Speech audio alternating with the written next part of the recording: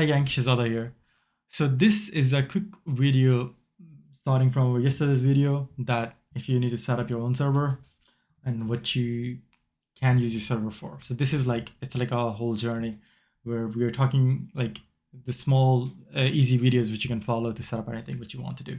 Anyways, so this is how to make a bootable, like a drive.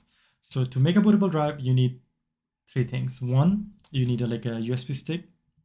You can even use like your SSD or anything, but normally we use like a USB stick. Then you need an application which does that for you. There are a lot of different options. There are a lot of different applications, but I prefer Rufus because it's quite compact. As you can see, there's no like setup involved, just ready and plug and play. It's like that. It's just like a USB drive. Anyways, and then you need your operating system. It doesn't matter it's Windows, it doesn't matter it's Linux, Debian, whatever you want. It can be anything. I'll just, as I said earlier, I just prefer Rufus. So the interface is quite simple as well. So you select this of your operating system. It's going to give you this prompt. Don't worry about it. We're going to press OK. From here, if you have multiple drives plugged in, just make sure to select the correct one. If you do end up selecting a wrong one, you will lose all of the data. From here, don't worry about it. We're going to leave as is. And we're going to start. It will give you a prompt that, it's going to delete all of your data. We know we're meant to be doing that, so we're going to press yes. Okay. Press yes. You will not get the multi-partition one because I've already formatted this. That's why. Because it's not like a normal Windows bootable drive. So this has quite a few different partitions pre-created. Like usually if you create like a Windows bootable drive, it will just have like one partition in most cases.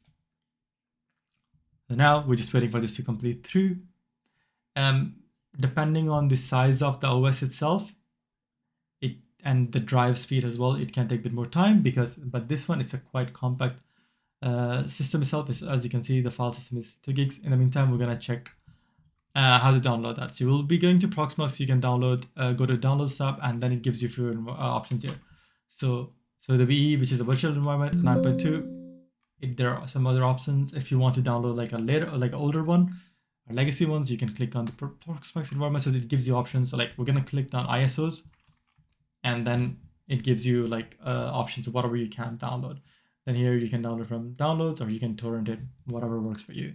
Then there are, like, if you want to run as a backup server, you can do that. Other servers, there are some other options available, but for today we're just looking at the virtual environment. So that's it. This device is ready. So if you just check here, it's coming up like some of the partitions. Don't worry about it. You don't need to do anything. Just now plug and install. That is it. If you have any questions, do let me know. Take care. Have a good day. Bye.